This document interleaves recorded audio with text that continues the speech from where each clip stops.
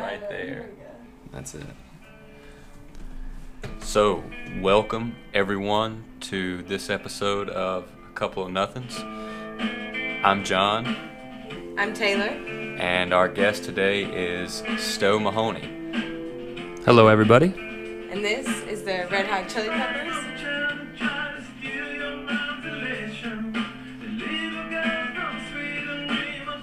So, Sto, is this one of your favorite songs on the record?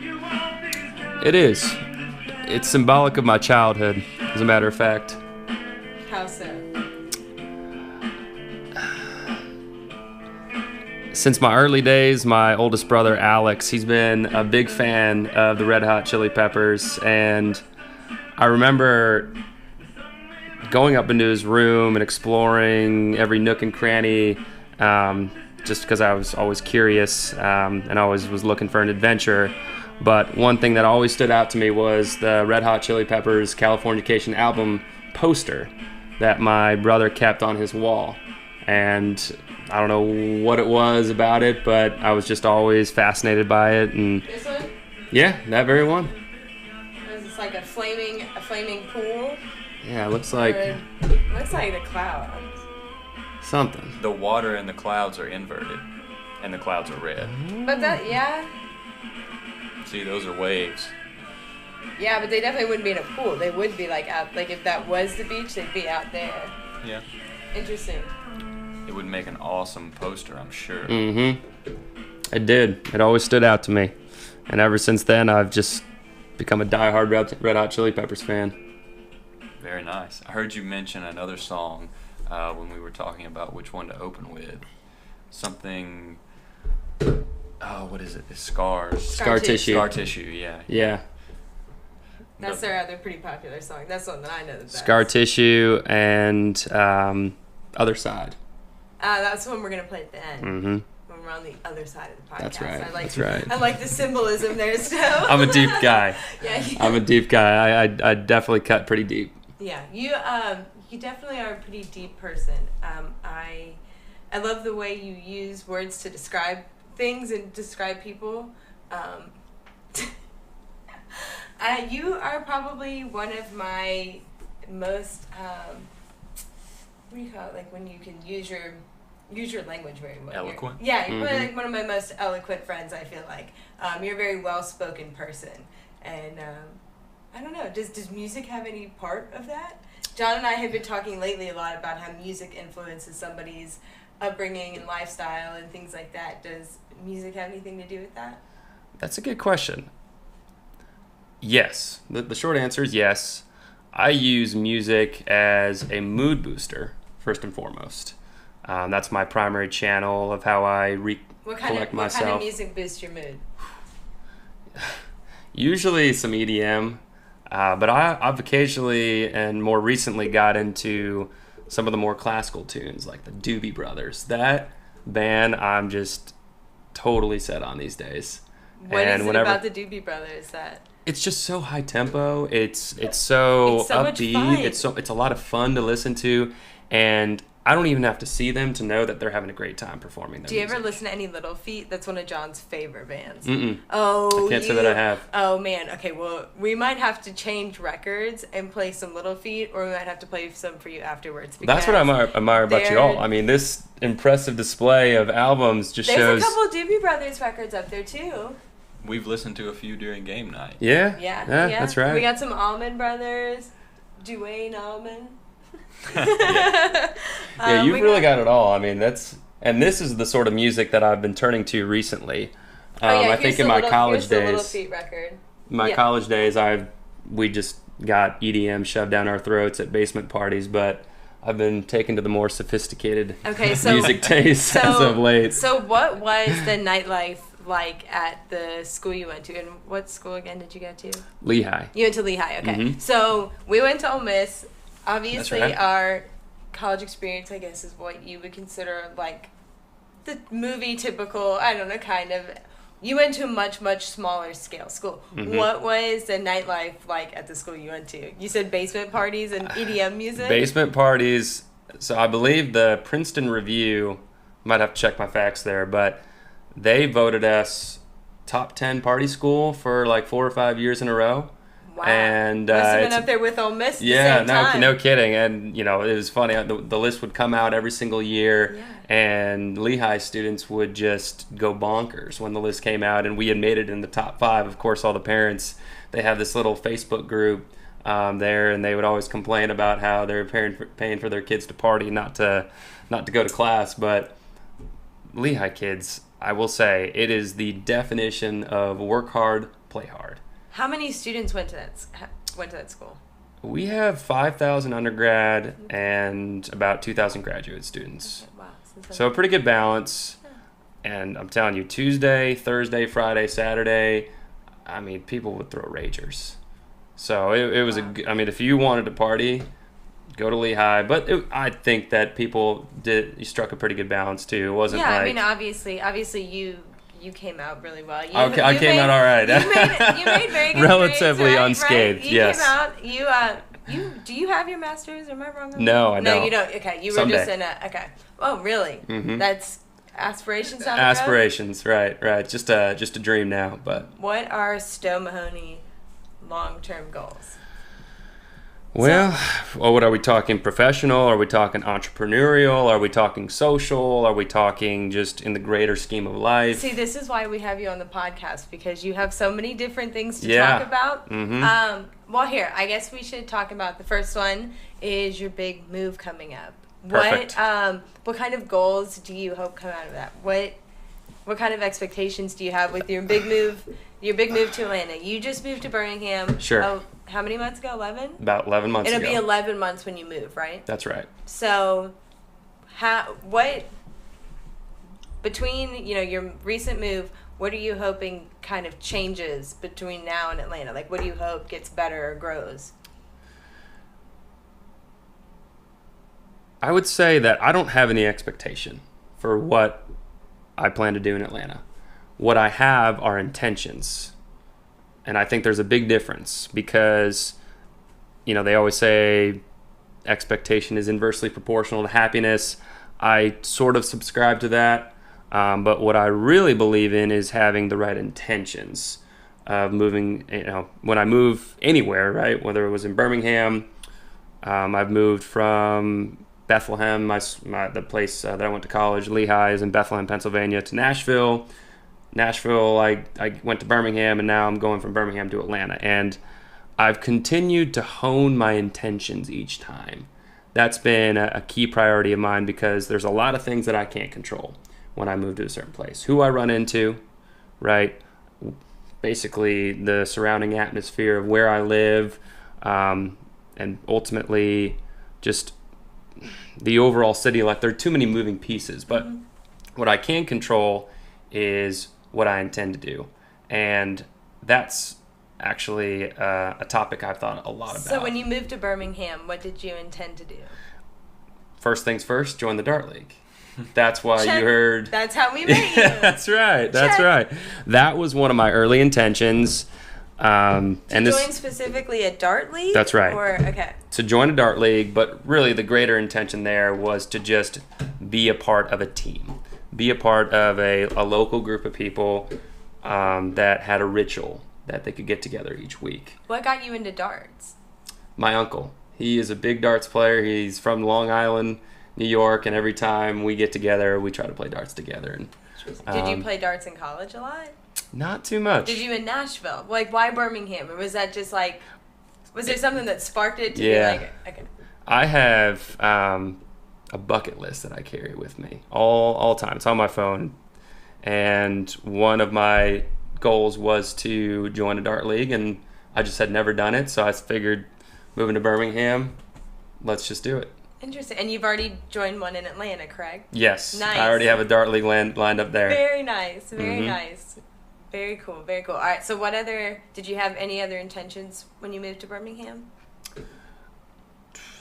Dart league was number one.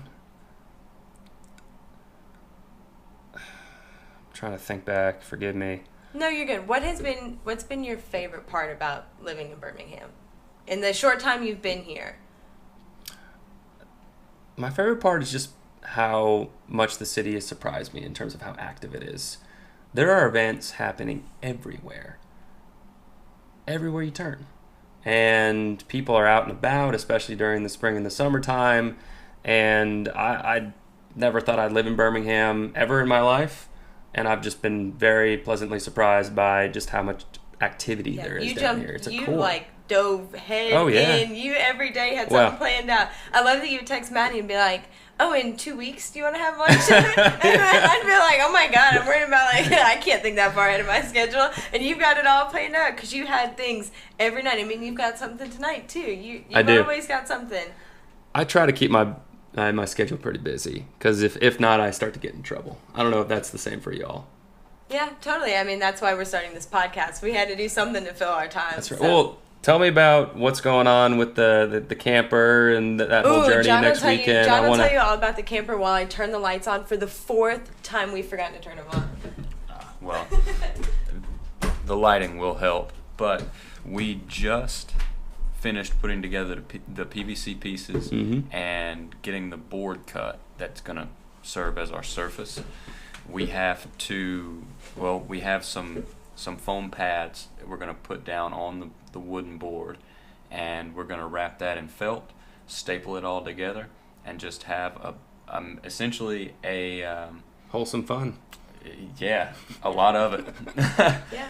So we've got it lifted about 10 inches off of the floor of the Subaru, of Taylor's Subaru, so that we can have with the seats folded storage down. access. Yeah, you can just lay straight down. It's even with like where the windows stop in the back, like where you can normally pull the little trunk cover over. It's like right even with that, and then we're gonna hang like curtains, and then you can just lay right on top of it, sleep in it. Are you going to caravan across the country with this or take it to specific locations? I mean, what are the boundaries of this caravanning adventure? Well, no, for right now, I mean, for right now, it's just when we go on trips. Like, we're taking it this weekend because with it being the holiday weekend, Airbnbs were really expensive. We have tickets to the Dave Matthews concert Sunday. So we needed a place to stay, like, at minimum Sunday night, and everywhere was booked with the holiday being the next day. So campsites, everything like that at all the state parks. And so we called, and we were actually able to, like, get it in as an RV spot. You are kidding me. Yeah, so we're, like, sleeping in an RV That is impressive. Spot. I did not realize. Yesterday? Yeah, yesterday and confirmed. Yeah, so we'll be staying there this weekend. And, it's going to be... It'll be an interesting trial run. Take pictures. It seems like we're going to have plenty of room for sleeping in the back of a I mean, because we Subaru, normally sleep on top of the sleeping mattress, like the sleeping pads, and we're going to have those on the bed, and we're going to have extra room. So it's going to be probably the same amount of room we have when we're in our tent. It actually should be a little bit more cushioned because we have like foam we're putting under it. But when my phone's not recording the GoPro stuff, I'll show you some pictures, and we'll show it to you downstairs. Yeah, we're going to get it finished up tomorrow. Tomorrow we're going to hang the curtains and everything and get it all set up because then we're leaving Friday. God, I hope you all reach like Forrest Gump status with that whole caravan. Well, so that's what we're trying to, that's our long-term goal with this podcast, is we want to be able to just travel across the world and talk to as many of our friends as possible. We realized after college that our friends did really, really, really cool things. And like, nobody gets recognized. Like, we don't, and nobody talks to average Joes. And so we wanted to highlight as many people as we can. And so we're glad we got to start with you. I want to highlight that I am an average Joe. I'm the prototypical American citizen. I'm giving you a hard time. But no, and that's what we wanted to do. Is like, I mean, we're all young professionals, and for the most part, people want to talk to experts or whatever. But we have opinions too, and so we kind of wanted to highlight and just hopefully one day travel around in our car, get a actual camper, get a van, something like that. But for right now, we're going to try to do You're activating the voice of the bourgeoisie. We're trying to make like a whole little empire. We got the blog going, we got the podcast. We're going to do some episodes from the car. We bought like a little suction cup thing that sits on the front so we can record videos and hook mics up and while we're driving. That's when we have our best conversations. But, absolutely. We got some. So what do you all talk about when you're in the car? Oh, the most ridiculous things. Can you give me an example? Chemtrails. Do you know anything about chemtrails? Chemtrails? Yeah. No. Oh, okay. I'm going to move this here. All right. So, chemtrails is a conspiracy theory. I'm actually going to rotate the mic toward you. There we go. They're omnidirectional mics. So they're like one. Mm-hmm. Okay, so you ever look up in the sky and when you see a jet plane, sometimes they have a really, really long trail that trails off of them, and sometimes the trail disappears really fast. Other time it lingers. Yes. Kind of. Okay. I've wondered about that, but Yes. I can't say that I've ever given it more than a second thought. Okay, so there's multiple theories around the ones that extend for long periods of time, and those ones are called chemtrails. A normal one is called a contrail because it's condensation. It's the trail of condensation that comes off the jet. It disappears quickly because it's condensation. A chemtrail is believed to have put some sort of chemical in the air that causes it. It's also used in things like cloud seeding. I don't know if you know anything about cloud seeding, which is man-made weather modification. It is adding extra elements that are either will attract condensation, adding actual I don't think they actually add just water to the air, but I think they can add just certain iodine. Yeah, they add certain things, and it helps form clouds and make them bigger, and make a storm happen in a certain area if you wanted to maybe move some over. They used it in the Chinese Olympics back in 2000 whatever. They used it so that on the ski slopes at the storm, there was a big snowstorm, so that it didn't hit on one side of the ski slope so that they could still hold their events. Did you Google this or did? No, this is real. Yeah. Oh yeah, we've looked into this. Okay, you've done your research. Yeah. It clearly. So this is the first conspiracy theory John and I really dove into and researched and stuff because I'm so fascinated with it. But so cloud seeding is this is a well-known happen practice. It's not common use. They don't say it is. I think it's a lot more common use than they like to say it is. Mm-hmm. But there's also other really high off conspiracy theories that this is how they spread mass diseases or things like that they're spreading actual chemicals through the air. But yeah, so that's commercial jet planes or just any planes, any aircraft. There have to be some sort of certain jet to make a contrail. I don't know what. Well, some people make a distinction. Some say that there are substances sprayed out of the back of both commercial and private jets. Mm-hmm. Some jets are contracted. So there are jets that are contracted to do work for insurance companies primarily who fund weather modification to reduce the chance of things like hail, high wind, anything that could cause loss for an insurance company. Some insurance companies have invested money in researching and implementing weather modification controls. No in kidding. high-risk areas. So these, that's wild. These are the kind of things that John and I like to look into when we're driving. The other day when we were, now it's been probably 2 months, but we were driving down to Montgomery, and you could see all of this just line of 5 or 6 just perfectly straight in line trails. There's no, those were clearly put in line. And then sure enough, it rained in Birmingham that same day. And I was John, it's going to rain. And sure enough, it rained that day. That is incredibly suspect. So those are the kind of things that John and I like to get into. And those are the kind of. The science behind it, at least the cloud seeding, is very straightforward. Mm-hmm. The metal particulates, like silver iodide, attract the H2O molecules in the cloud. So it makes them bigger, and it rains when the droplets get big enough to fall. So the silver iodide acts as it attracts the smaller particles into one area around the silver iodide. I did not realize that. Mm-hmm. Yeah. Do you have any conspiracy theories you get into? Any ancient alien stuff? UFOs. That's one thing that I'm very fascinated by. Whenever those I'll sometimes spend hours just looking at UFO pictures online, and I'll read very long posts from these random strangers across the world about their encounters with these UFOs, and I think that's the most fascinating thing. Really? Just the idea of a higher being or frankly another complicated being. Do you think there's something else out there? Oh yeah, I do. So? I've seen the pictures. I don't think my eyes are betraying me there. Well, that's pretty. So, if you believe in those pictures, do you believe we landed on the moon? Yes. You believe in the moon? I do. Do you That's not? another conspiracy. I don't believe that we went the first time. I believe that the first time was staged. That like the video, or at least that the video that they showed to the United States wasn't real.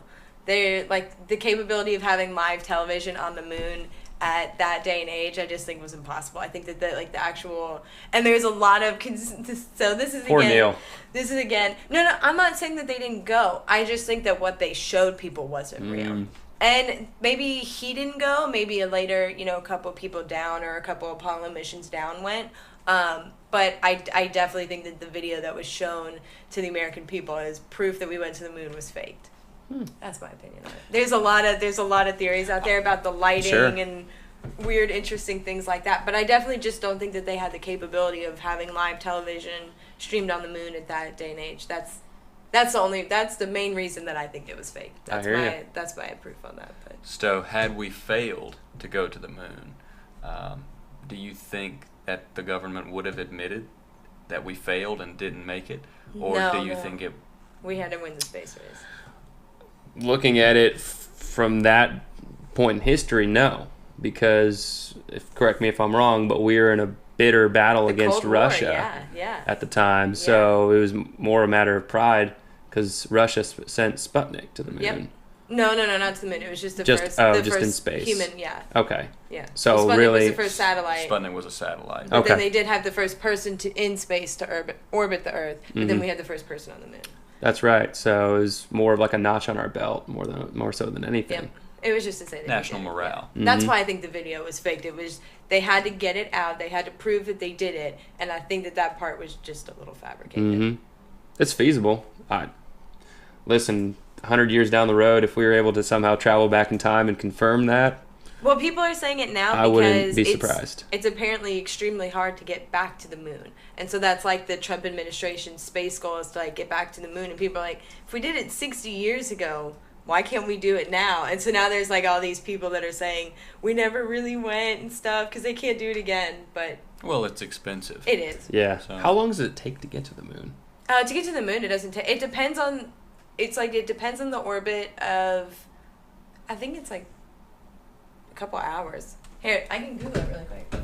Huh. I don't know. I'm a big space nerd. I like to listen to space I do too. podcasts. I listen like space and the universe. I mean, I've watched the Cosmos and all those like space history. Original Cosmos. The original or Cosmos. Neil deGrasse Tyson Cosmos. And the Neil deGrasse Tyson. Both of them. Carl Sagan and wow, I haven't watched the Carl Sagan ones. So, Sto, you say that 3 days. It takes 3 days for a spacecraft to travel to the moon. So you say that the alien question fascinates you, or the UFO question at least. It does. What do you think is the most plausible explanation for the strange things in our skies? Because you'll hear a lot of people say it's someone from off planet. That's not us. It's military black budget craft that is being tested, or it's interdimensional, and that's a fairly newer thing. Right. That's what I was going to ask. I was going to ask, do you believe that people are just on other planets or are on different dimensions than we are? That's what I was going to ask. The same question as you were getting at. I wouldn't say that my knowledge base is too complex. I would just say that my opinion is they're coming from other planets or other galaxies. I mean, just looking at the Cosmos, Neil deGrasse Tyson, I forget the analogy he uses, but the area that even just our galaxy takes up in the greater scheme of the universe is the size like of the tip of a needle. Oh, basically. yeah, like a grain of sand. Yeah. Yeah. So looking at the universe on the whole, I don't think people even need to travel between dimensions to really send a spacecraft over to us. But I think they're just plopping in, checking on us, and just carrying on with their lives. That's my opinion. I had an opinion one time that it was so.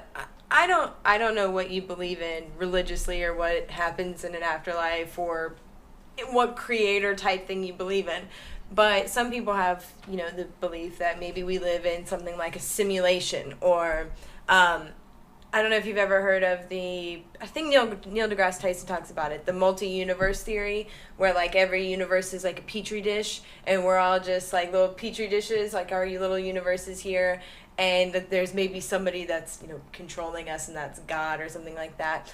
I had a theory one time that a UFO was somebody coming in and like correcting something, like, something's going bad in the science experiment, let me come in and fix it really quick, let me get rid of that thing, and that's why they disappear really quick. Somebody's coming in like, something's going bad. Could be. And who's to say it's not? Yeah. No, I know. It's who knows what they are. Listen, I'm very gullible when it comes to that stuff. You put a good argument together and you put that in front of me, I'll probably believe it. I would. Given like evidence, right?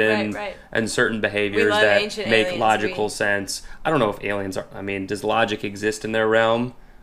Who knows? Is logic purely human, or is it something that extends across different universes and alien species? Yeah, I've never thought of that. It's a good point. Well, we don't have to get too much more into space now, none of our I could talk about it all day. Because I wouldn't say that I'm an expert, but no, none of us I'm fascinated by the whole realm. Absolutely not. But have you ever been to the Space Center in Huntsville? I have never been there myself, but I would like to go at some point. We should take a trip one weekend, and we should go up there and learn all about space and go to the Marshall Flight Center and things like that. That'd be a lot of fun. But before, I guess we don't have too much time because it'd have to be before you moved. So. Well, I'll be back in Birmingham. Atlanta's only 2 hours away. That's true. But I guess we can get back to your goals and your intentions for your move and everything. So when is the big move date? Today is what, May 23rd? May 23rd. So, and you're moving. And I am officially moving on the 18th. Wow, so less than a month. Less than a month. Yeah. It's been a good ride in Birmingham, but I'm looking forward to turning the page and moving on to this next chapter. Good. So, like I said, what are your intentions for your move to Atlanta that maybe you want to grow on from your moves from Nashville, from Birmingham, things like that? You've moved around a lot the last couple of years. Sure. So first things first, establish my professional reputation. Very important to me. Very goal-oriented in my professional life. And the office that I work in, I'm new to these folks and they're new to me. So I want to set that first tone with them about what I stand for, what I value, and more importantly, the value that I'm going to bring to them ultimately. So that's first thing. Second thing is establishing, an extracurricular routine. Darts, core, power yoga, Lifetime Fitness. I don't think they have one near Atlanta, but just routine stuff like kickball, finding a group of friends, and stuff to keep me busy outside of work. Yeah. Because I believe that I'm a man who strives for balance. And if I don't have a balanced life, that's when things, in my perspective, start to go awry. Yeah. Well, speaking of balance, we all went to yoga class together. Mm-hmm. You've been going to yoga a lot lately, right? A lot, yeah. I've been a practicing yogi for about 3 years now. Really? That long? That's about when we started, right? Yeah. No, 2015. No, we did 2016. Yeah. So we've only been. Wow, you've been practicing a year longer than we have. Mm-hmm. So you said you like what, power core yoga? Is that what you said? It's like a new company that they start. I don't know if it's new, but I know they're across the country. It's called Core Power Yoga. I've heard great things. I've never been in a city where they have a Core Power Yoga location. What style of yoga is? Do you know what it is? Is it just a it's flow, like the Warrior Sculpt class that I talked to you all about. It's got weights involved. It's like 1/3 Pilates, 1/3 yoga, and 1/3 weightlifting, and it incorporates a vinyasa with, light dumbbells. Gotcha. So what has gotten you, or what have you seen change within you with your yoga practice? What has been your biggest? Oh gosh, that is such a great question. And this is my little plug for everyone who's thinking about trying yoga for the first time. I'm a completely different person than I was back in 2015, pre-yoga and post-yoga. Sto. My level of concentration is better. Certainly my flexibility and muscle endurance is a lot better. I sleep better at night. Just my overall mental and mental capabilities and attitude is better. Yeah, you like a high pace. Yeah, like, I know fast I do, class, right? and it's just it's extremely meditative, and it's people talk about meditation on the side. They do it before they go to bed or when they wake up in the morning. Yoga is that form of meditation for me. It's that way to just melt all my problems away from the day, because my job is very stressful. Like I'm not so ignorant where I love my job, but I'm not gonna not admit that it's Right. very stressful, and yoga just allows me to unplug completely from that. So I would say I'm a lot more stable emotionally too from my yoga Really? practice. Oh yeah, 3 years. I mean, I was hot-headed. I was very reactive. I didn't make friends easily because I came across as too jittery a few years ago, I would say. And so, I have a very quirky personality, and I think I was a little too overbearing back in the day, but I've learned to scale it back some, and I would directly relate that to my yoga experience. Wow. Is that something that you kind of noticed about yourself? Like you consciously made those choices about yourself, or does that just kind of come naturally with the practice? Was it something? It's a little bit of both. Yeah, hearing the yoga instructors tell me, during my flow about the way they view the world, the way that they think that all yogis should interact with the world, that planted a seed in my mind. And then just the confidence that I developed by practicing yoga on a regular basis, that has helped me. When you pursue something, or when you first set out to pursue something, and then you start doing it and it's really hard and it has that ramp up period where you're like, oh God, am I going to get through this really difficult phase? And you question yourself and you want to quit. Well, I definitely experienced that with yoga because I was extremely inflexible, extremely impatient, very emotionally frustrated.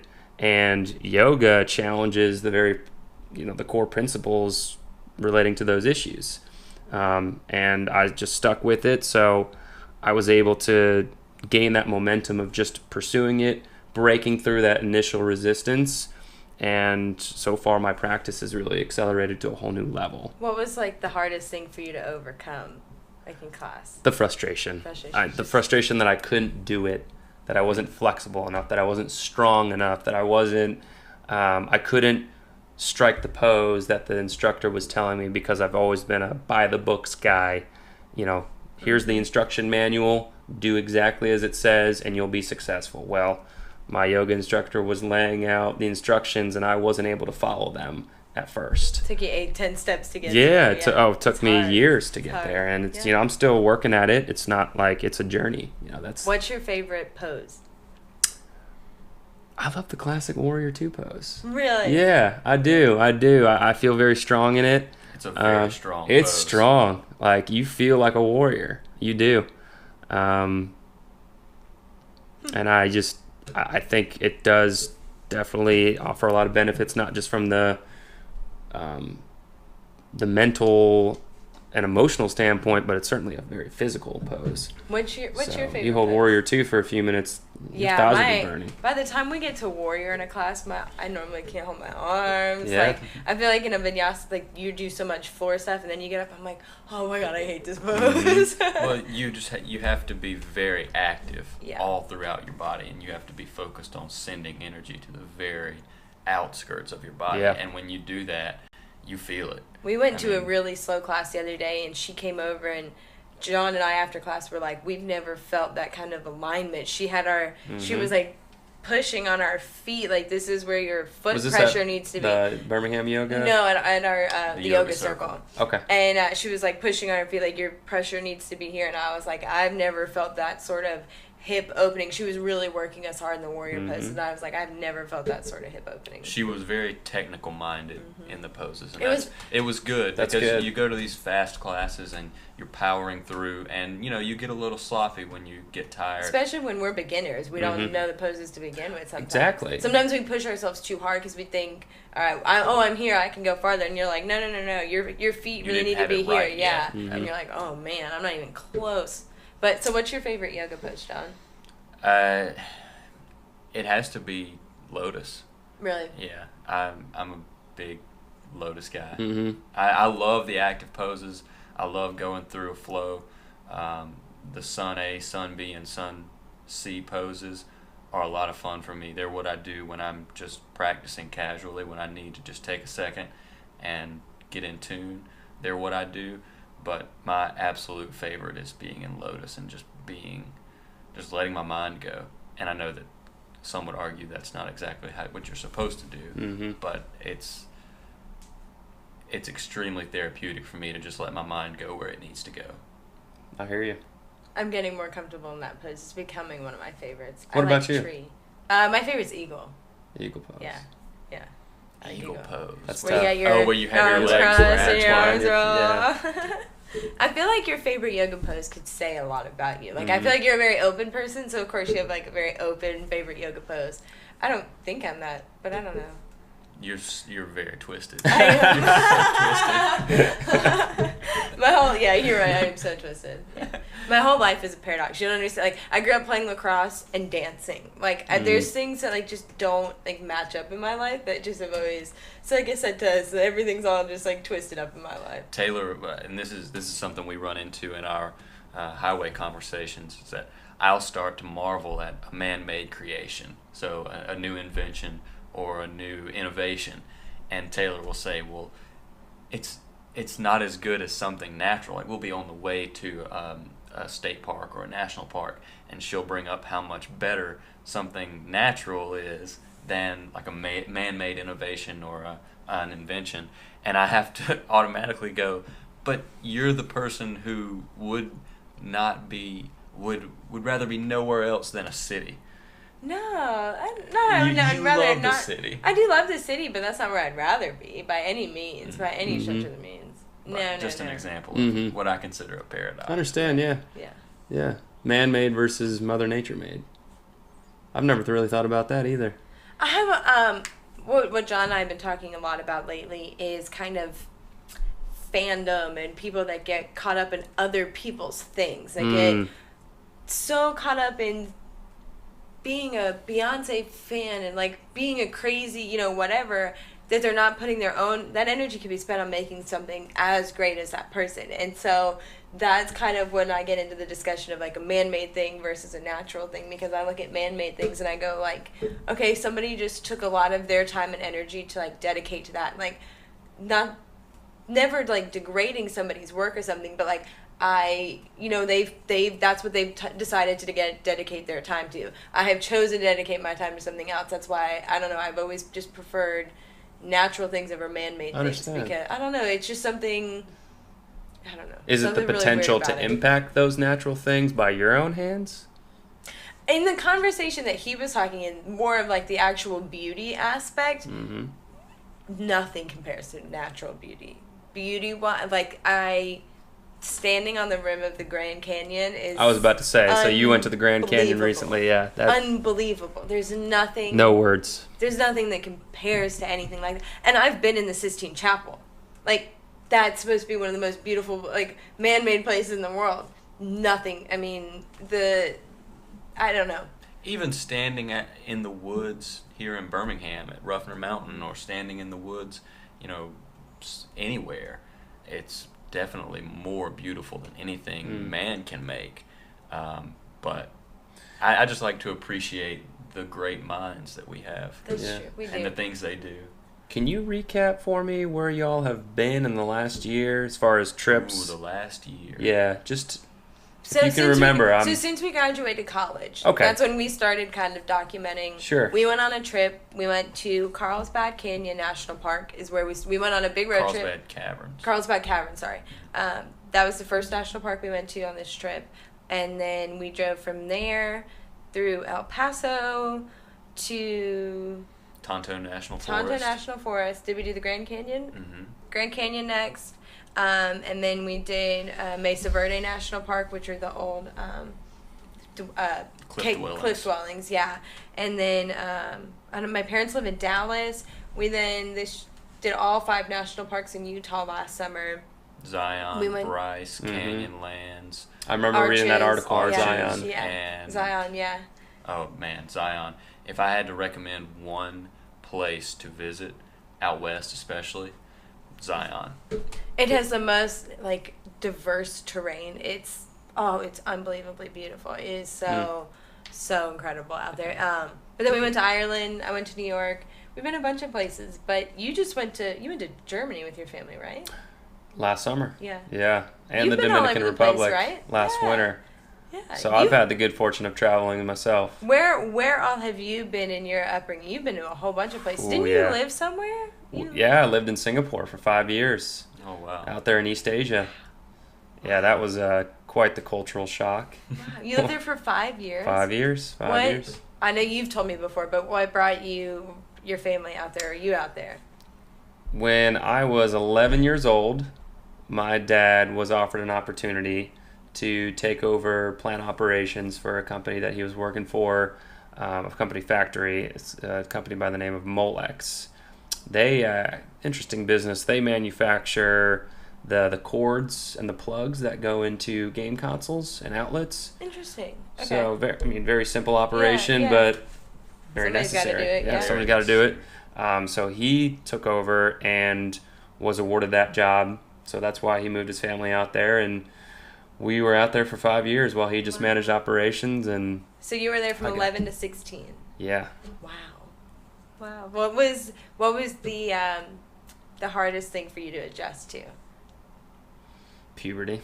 Yeah, I guess in No general. matter where I you guess in are. general that time it's just hard. It was horrible. Wow. Did you go to like an Terrible time English puberty. school? What kind of education did you get over there?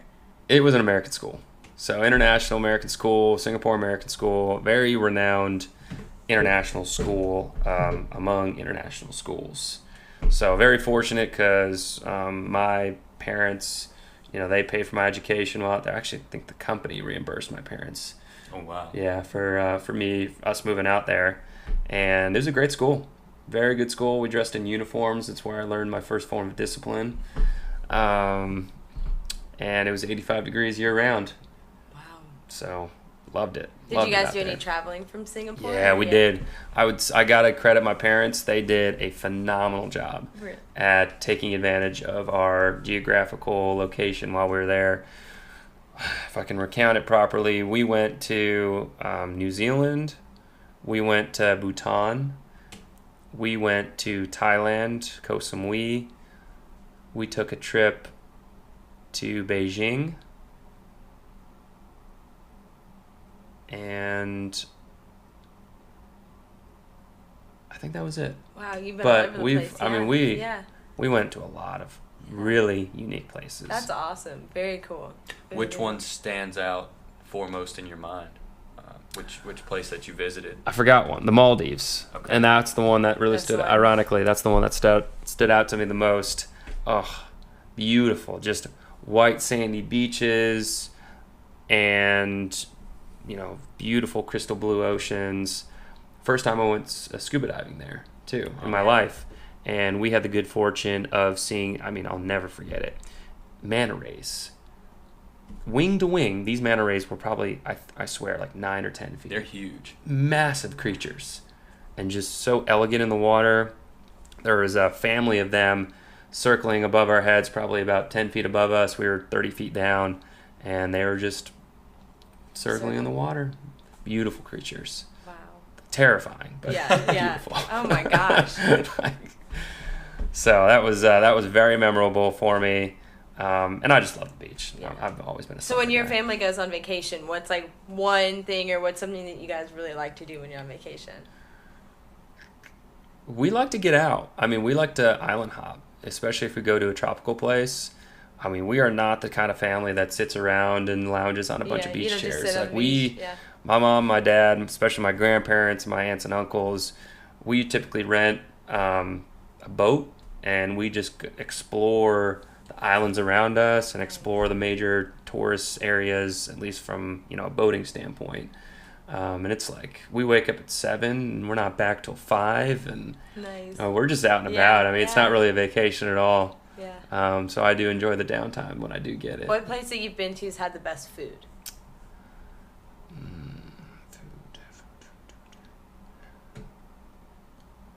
Birmingham. Birmingham is pretty good. Like in my life or just traveling? No, in your life. Yeah, where's the best? Oh gosh, I yeah. don't know. I would I was say gonna say traveling, but When I lived out in Spain for a few months, the food there was so memorable. Okay, all right. So you went from Singapore from 16, and then what did you do? Then how did you end up in Spain? Right. Went back to Chicago because my dad, he ended up leaving his role. So we moved back to the United States, and he spent the entire year in Chicago looking for a job. Mm-hmm. That's when we moved to Nashville because he found a job in Nashville. Spent the remainder of my high school years out there. Then went to college at Lehigh for 5 years, got 2 degrees. And then before I started work, I wanted to do that whole summer abroad thing. Mm-hmm. I never got to do that in college because I was in a very rigorous program, very credit demanding. And so I found a family to be an au pair for. Nice. So I took care of Very 3 nice. Spanish boys. How did you find that? Workaway.org. It's an online forum. You have 2 sets of people, hosts and workawayers. Yeah.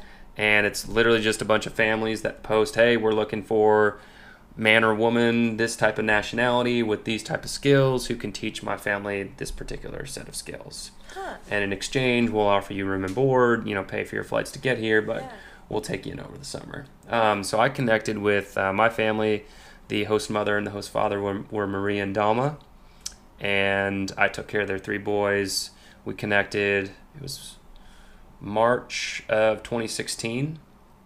And I spent the summer of 2016 with them. Wow. And it was, I'll tell you what, that was eye-opening. Really? Yeah, during the week, I would spend it with them, learning their language, learning their culture, in Bayona, Spain, which is Galicia. It's the northwest region. And on the weekends, I would travel by myself. I would pack up my things. I would obviously tell my host mother and host father what I was doing. And then I went to Czech Republic by myself, Berlin, Germany.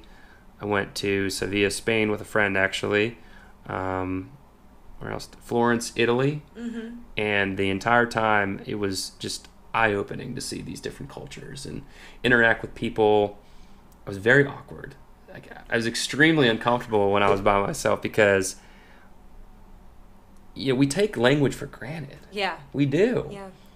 And, just us interacting right now, it's such a blessing for me to just hear sound waves coming out of your mouth and understand what you're communicating.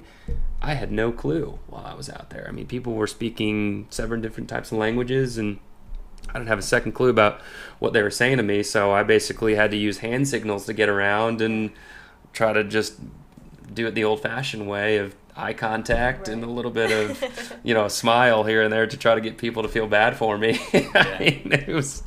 You must stand out over there though with your hair and everything. That they must clearly know. Yeah, they knew. Well, I'm sure in I certain stuck countries, out like a especially sore in thumb. Spain, you definitely stood out. Yeah, I'll tell you what, everyone Spain was and Italy, like everybody knew you were tan and brunette. So I definitely stuck out like a sore thumb. But oh my gosh, that whole experience.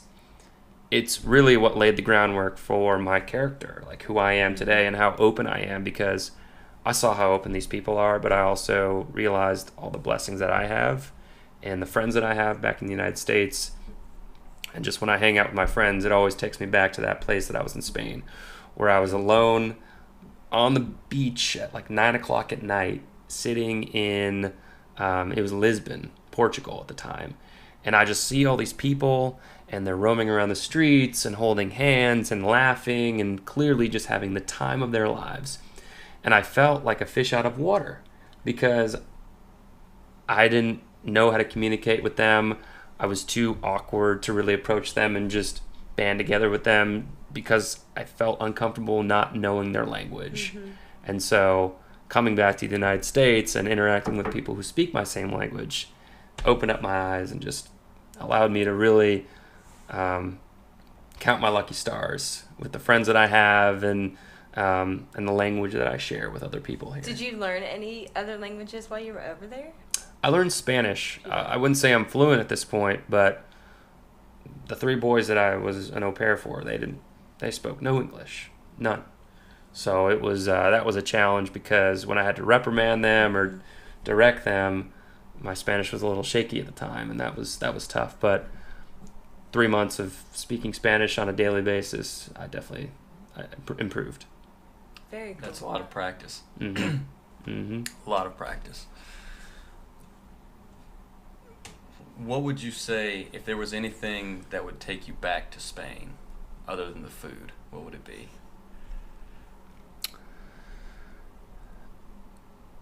A major milestone for the family that I was with. That family meant a lot to me. Did You know, if they How old were the boys when you watched them?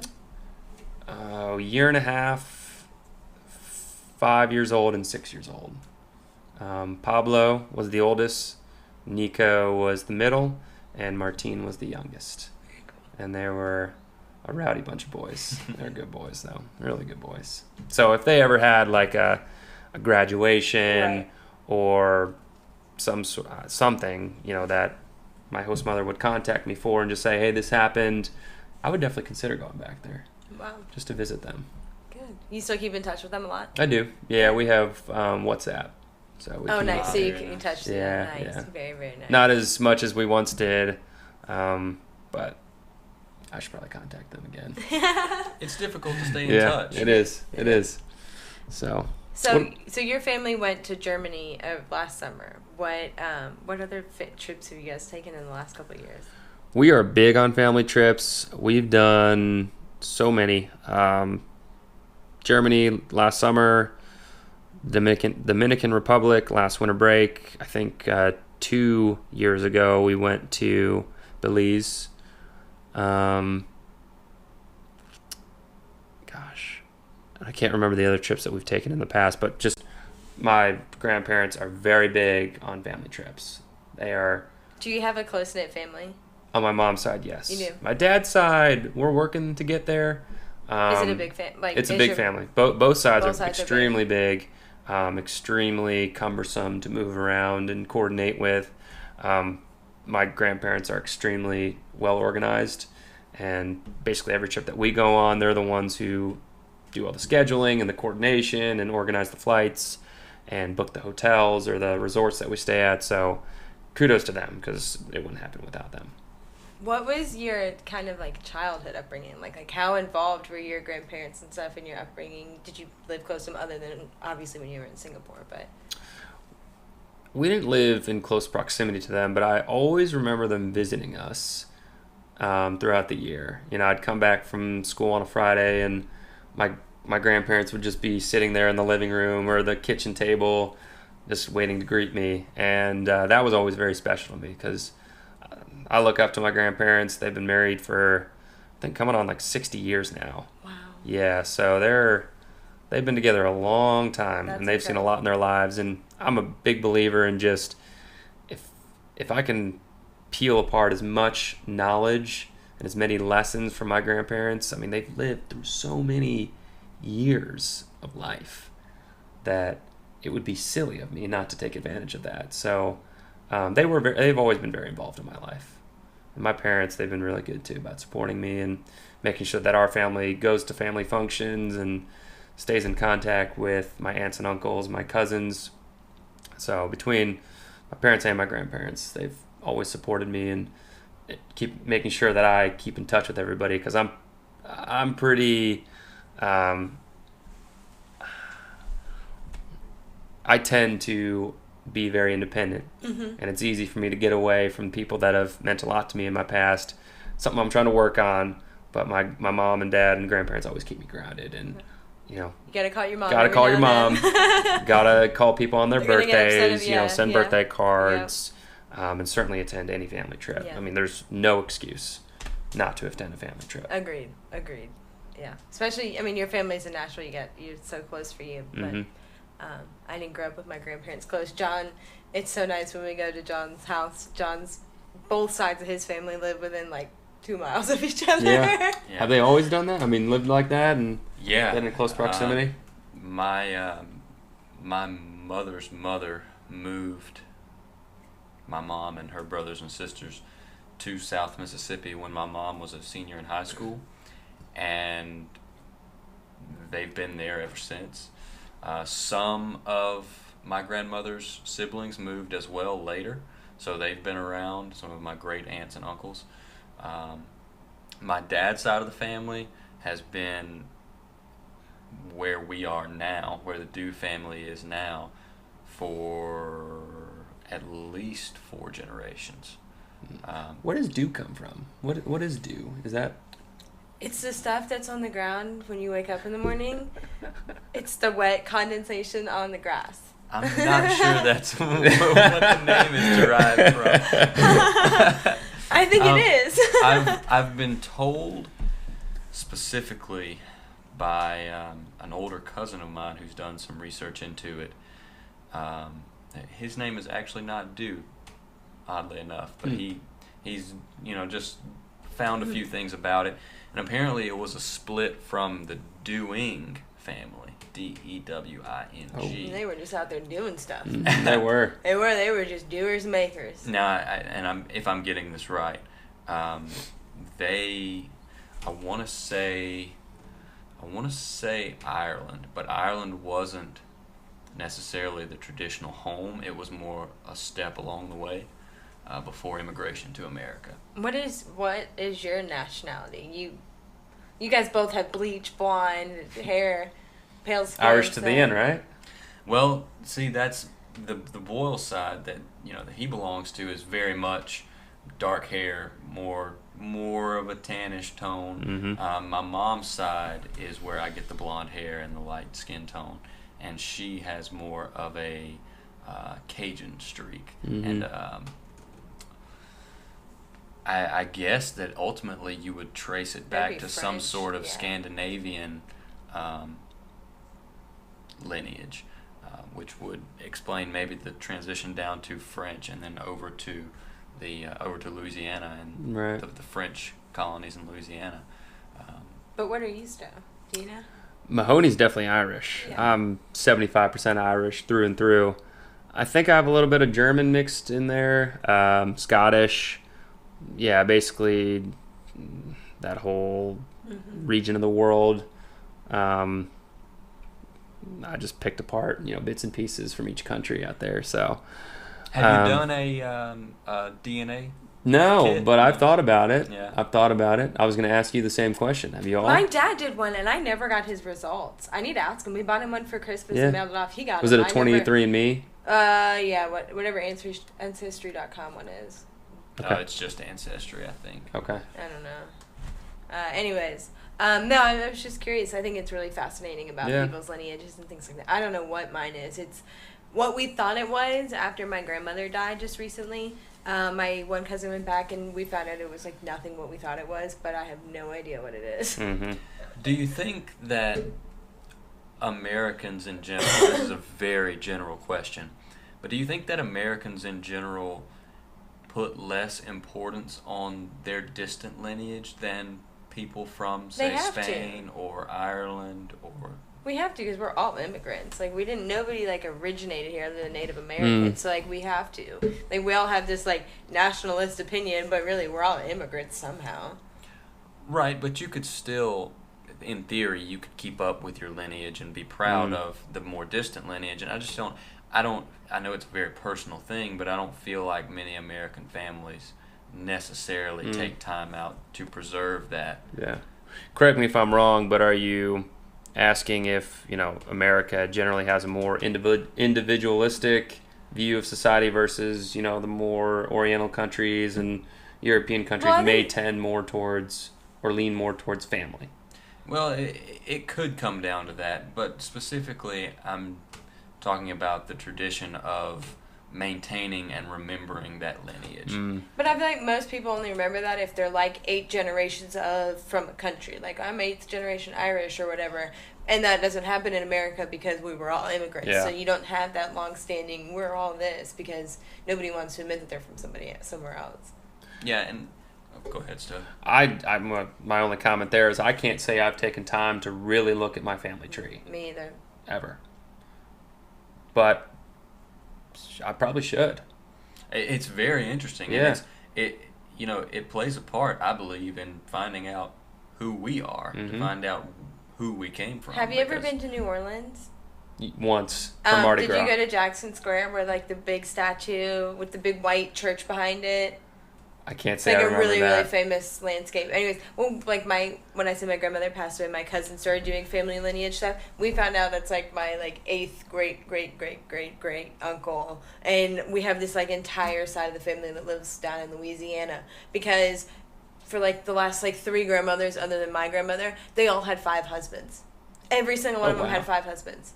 It's like nuts. Like we found out we had like whole sides of families that we didn't even know existed. Like we have whole families that live down in Louisiana that we didn't even know were down there. Yeah. So like I need to look into it. I need to know what I am because my cousin did it. He found some interesting stuff. It took him all the way to Egypt. He when his dad died, he inherited a bunch of money to figure out our family lineage. He went to Egypt. He went on a whole bunch of trips to figure stuff out. I need to figure it out because it's fascinating stuff. It's so interesting to know people's lineage and where they came from. Yeah. What brings people to where they are is something else. What is the conclusion that y'all would come to knowing your family lineage? Like, how would that help you in your day-to-day, or was it just be convenient knowledge? I think it would just be convenient knowledge, in my opinion. I think it would turn out to be something more than solely convenient knowledge. Mm-hmm. But I'm not sure how, just because I don't have that information. I'd like to do the one that it tells you, like, if it's going to develop into hereditary problems, or, like, if you have certain types of, like... certain markers. Yeah, certain markers. That one's really helpful. Yeah, like, if you're helpful. prone to be, like, you know, vitamin C deficient or whatever it is, like vitamin D, like, those kind of things, that one's really useful. But knowing just where my family came from, I think would just be, oh, that's really cool. Or, like, I don't know. I don't think I'd have any real attachments or anything like that to it. Mm-hmm. I don't place high regard on things like that personally. I would take that information and dive headfirst into the history of those regions and really see if I could identify anything that I empathized with, or anything that struck me as, you know, that historical event seems like I could draw a parallel with this behavior that I sometimes exhibit. What would it mean for you if you knew your family lineage, or would it change anything? I would like to know the hereditary stuff. Yeah. You know, I like to prepare myself for any of that and perhaps get ahead of it in all seriousness. I mean, if I have, and I couldn't even tell you, but if I did have any sort of cardiovascular markers where we have an issue with that in our lineage, I would definitely start exercising more and probably at least be more conscientious of it in my day-to-day. Yeah. I feel like you're a pretty healthy person, though. I try to be. Yeah. Recently. Yeah, you work out, you drink smoothies, things like that, right? Absolutely. Yeah. Every morning. Are you going keto? That's all you have to do. Are you Just on the work out keto and diet? Not full on keto, You're but not I would full say on keto. quasi-keto. Just a little bit. Quasi-keto. Mm-hmm. Yeah.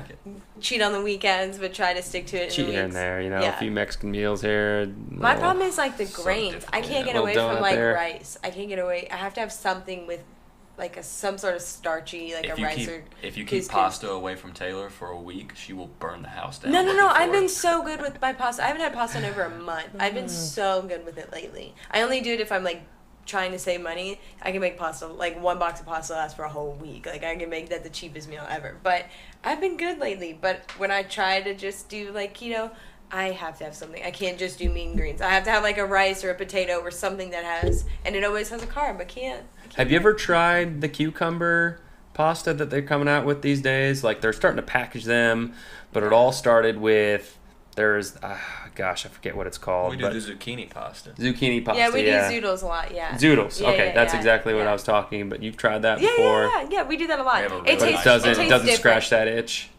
Well, I think it has lately. Like I said, I have not been eating pasta. No. I haven't had pasta in like a month. I don't understand this. I know. I've been so good lately.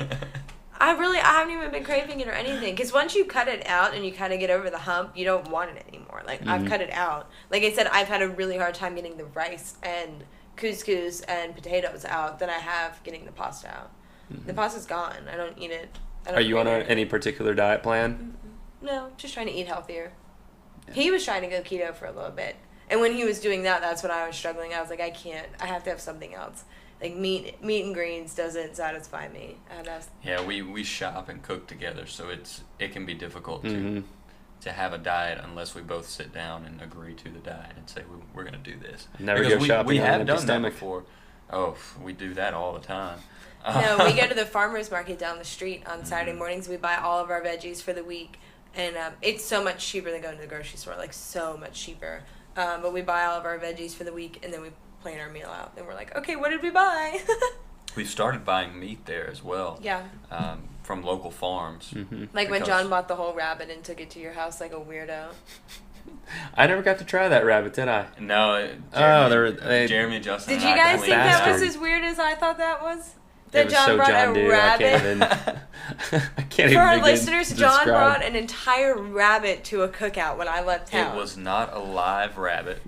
I bought the rabbit whole from the farmer's market, brought it back here, cut it up into grillable pieces, and then took it to a community. It did look grilling. like a normal piece of meat when it got there. How weird did other people think it was?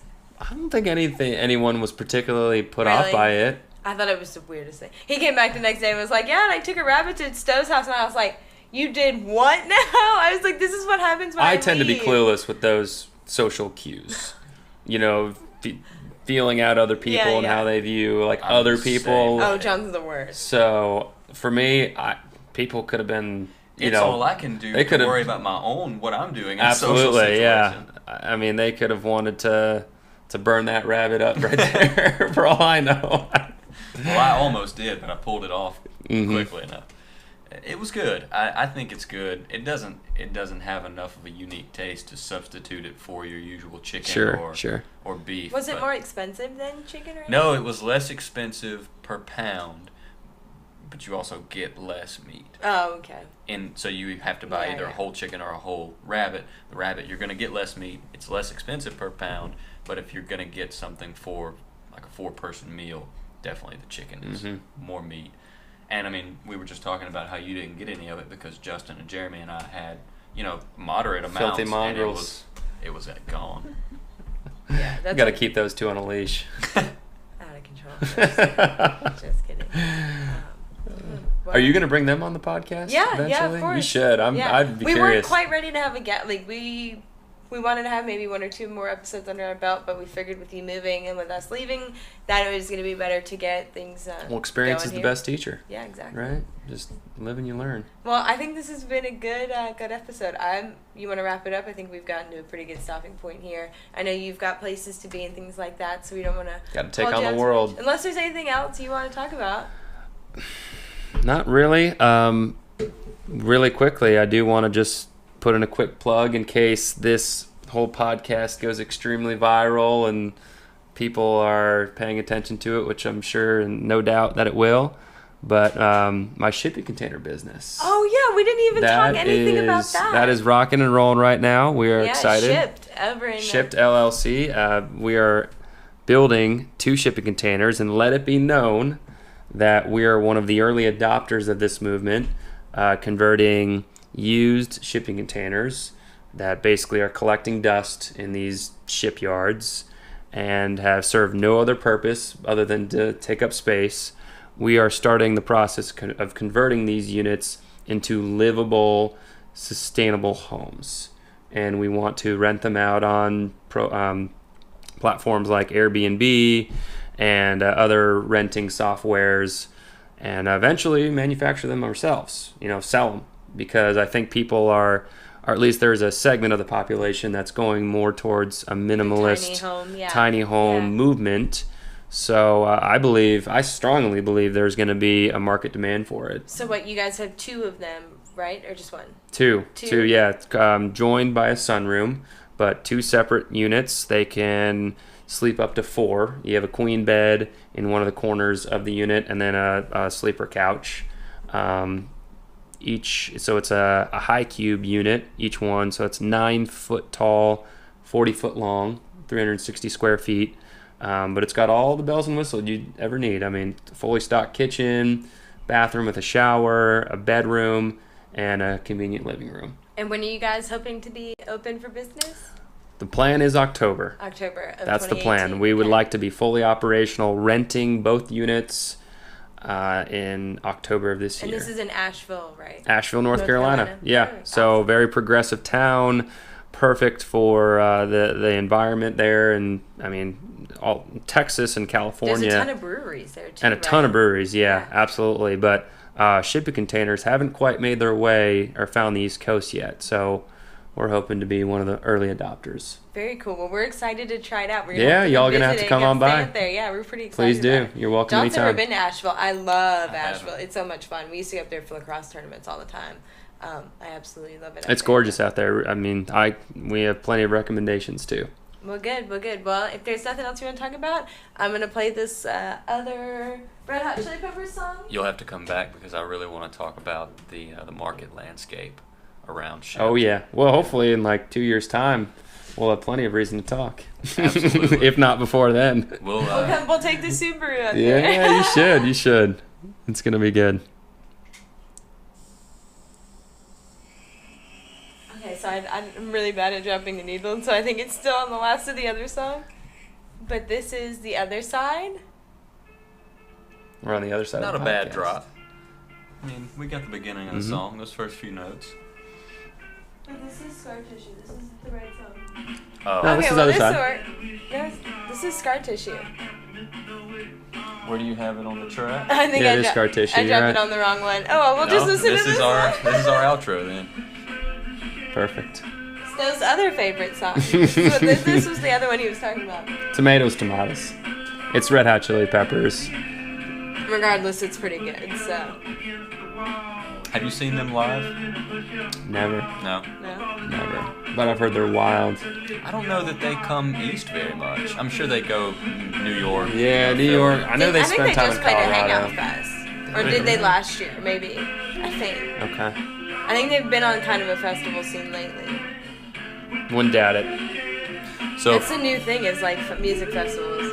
What were you gonna say? I was just gonna say for anyone out there who hears this, if you have any questions for Sto, get in touch with us. We can connect you. Leave us any comments. Write us somehow. You can Smoke email signals. Yeah, You can email smoke us. signals mainly. And that's it. So I'm Taylor. I'm John. This is. Been Sto. Thanks for having me, y'all. well, we appreciate it. It's been a couple of nothings. Yeah. Till the next time. Good deal. Until next time. Well, first interview. That was pretty good. Sorry I knocked around this like... Dude, Taylor slaps her mic. Oh, so man. much. I was just like... Because I'm very kinesthetic, so... I didn't realize the cord hung so low. I